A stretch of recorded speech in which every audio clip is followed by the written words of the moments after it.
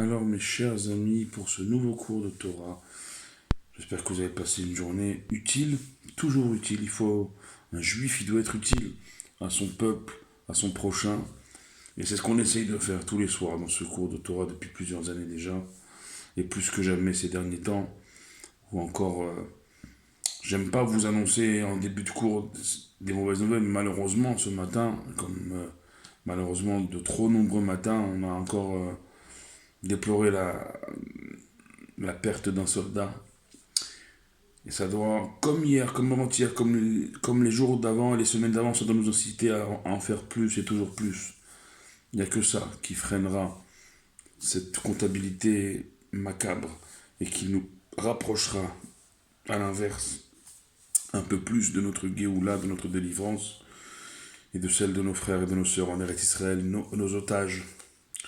Que Dieu les fasse rentrer rapidement chez eux en vie, en bonne santé. Dieu protège nos soldats et nos civils du nord au sud, du sud au nord. Et vous savez, comme on l'a introduit hier, on est dans une semaine. Alors déjà hier soir et aujourd'hui, j'ai envoyé l'annonce, à part le cours d'hier soir. C'était hier soir et aujourd'hui, c'était l'Aïdoula de mon ancêtre, le Chida, Rabbeinu Chaim Yosef David Azoulay, de mémoire bénie. Zecher Tzadik Vekadosh Livracha, que son grand mérite vous protège à tous. Sachez que je vous ai béni en son nom, moi son descendant, je vous ai béni en son nom. Vous êtes tous et toutes bénis en ce jour de Saïdoula. Et donc voilà, sachez que vous avez été associés en ce jour de Saïdoula à son grand nom et à son grand mérite.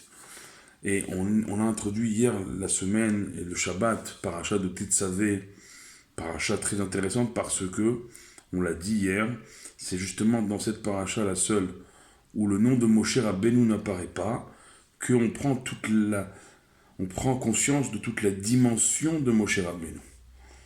Alors que c'est paradoxal, on vit dans des sociétés que si on ne se montre pas, que ce soit...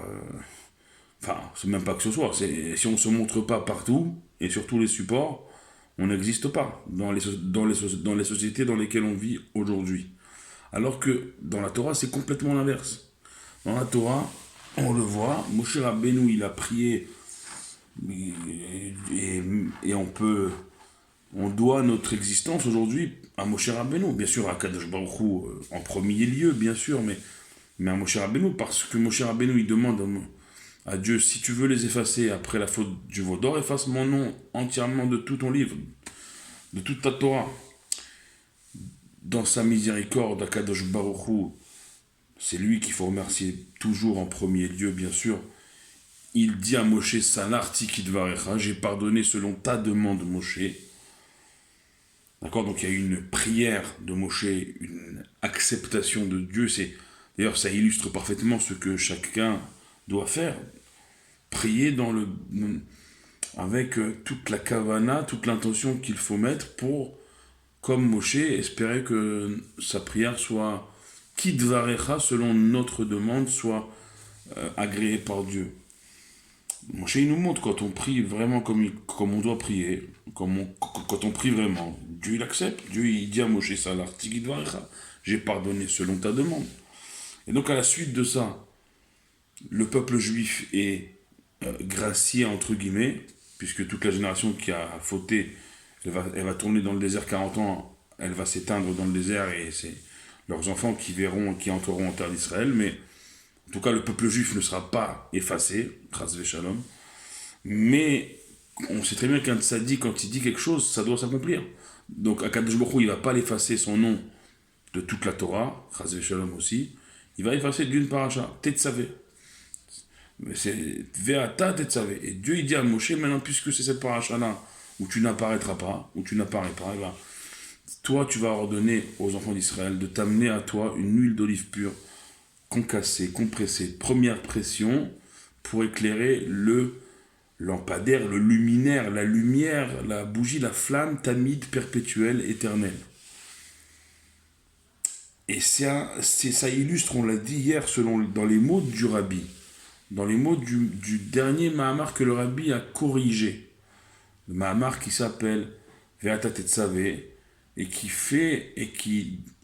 Tetzavé, c'est les mêmes lettres et la même racine que le mot tsavta, que le mot testament. Vechibour, le rabbi rajoute Vechibour que un testament c'est ce qui nous lie à l'héritage que la personne laisse. Et ici, le fait que le nom de Moshe n'apparaît pas, le fait que Akadosh Baruch Hu, il dit à Moshe, tu ordonneras aux enfants d'Israël d'amener vers toi de l'huile d'olive pure. C'est quoi de l'huile d'olive pure? C'est avec cette même huile d'olive pure que plus tard on consacrera les rois d'Israël. Donc finalement, c'est selon ça que le Rambam, Rabbi Moshe ben Maïmonide, le grand Maïmonide, il affirme que selon ça, le premier roi d'Israël, c'est Moshe Rabbeinu, puisque c'est le premier qui a demandé à ce qu'on lui amène à lui, enfin, sur les ordres de Dieu, bien sûr, mais qu'on lui amène à lui de l'huile d'olive pure, et de la sorte, c'est comme si Dieu dit à Moshe, par mon entremise et par celle des enfants d'Israël qui vont t'amener de l'huile, c'est-à-dire qu'ils vont te oindre roi en fait. Ils vont plus que ça, parce que le roi c'est qu'un titre et on l'a dit. Moshe il est prêt à effacer son nom, c'est-à-dire au-delà de son titre, Moshe il était le plus humble et le plus effacé des hommes. Dieu témoigne là-dessus sur lui, clair et net. Vaïsh Moshe Anav Mikol Adam Bechol Betineman, ou à plusieurs reprises, Dieu il témoigne sur Moshe que c'est l'être le plus effacé. Donc, jusqu'à son nom, il a demandé à Dieu d'effacer de toute la Torah. Donc, Moshe Rabbeinu, parce qu'il est effacé dans son intérieur et dans son extériorité, puisque dans cette paracha, extérieurement, on ne voit pas apparaître le nom de Moshe, parce qu'il est effacé, Dieu il ordonne à Moshe d'ordonner aux enfants d'Israël de lui amener de l'huile d'olive pure, en d'autres termes, de le consacrer roi sur eux, parce qu'il est effacé. Voilà ce que c'est Hachem Mashpil. Hachem, quand quelqu'un, il est Mashpil, il se rabaisse devant lui, alors Hachem, il est Mérim, il l'élève au rang de roi.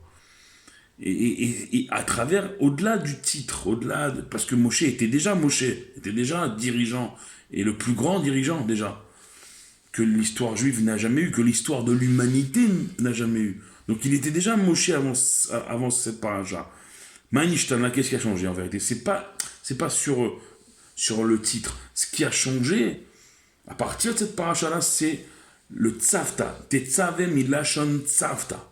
Tetzavé, c'est la même racine que le mot tzavta, le rabbi dit dans son Mahamar sur paracha Tetzavé. Le rabbi dit c'est plus qu'un titre, c'est un testament. Et ce testament, il lie le testamentaire avec ses légataires.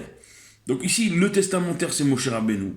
Pourquoi il choisit à ce moment-là de l'histoire de le faire? Ça aussi, c'est intéressant à étudier. Et les légataires sont les enfants d'Israël. Et en vérité, un testament lie le testamentaire et les légataires. Donc c'est pour ça que le rabbi dit Tzavta, un testament de Moshe, Vechibour, et pour les enfants d'Israël, dans cette paracha, ils découvrent, parce que Moshe il s'est mis complètement en retrait, complètement effacé, les Bénis Israël découvrent ou redécouvrent leur lien, leur chibour, leur lien avec Moshe Rabbeinu.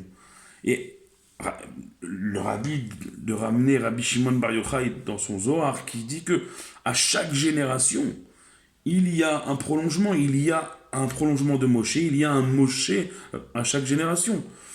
Et il donne l'exemple, Rabbi Shimon Bar Yochai, le rabbi, il donne l'exemple sur Purim qui arrive bientôt, enfin on est dans Adar Aleph, ce sera à Adar Bet Purim, ce sera dans un mois maintenant, mais quand même on est dans Adar, donc on est dans l'ambiance de l'histoire de Purim. Qu'est-ce qui s'est passé à Purim?